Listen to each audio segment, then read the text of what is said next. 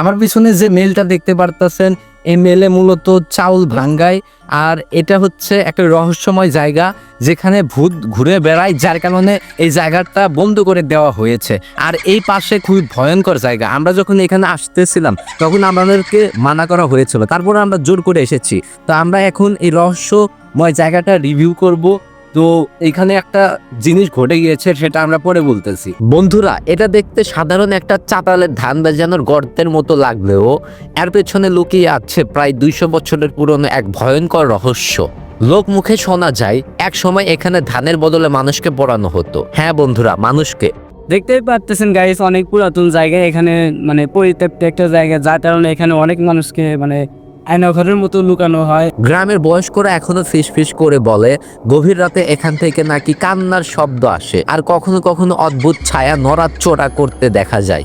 আমি যখন ছোট ছিলাম তখন থেকে এই জায়গাটা পরিত্যক্ত অবস্থায় পড়ে আছে। আমার চোখের সামনে কখনো এটাকে কাজে ব্যবহার হতে দেখিনি। তাই প্রশ্ন থেকেই যায়, আসলে এখানে কি ঘটেছিল আর কেন হঠাৎ করে সব বন্ধ করে দেওয়া হয়েছিল। সবচেয়ে ভয়ঙ্কর কথা কি জানেন?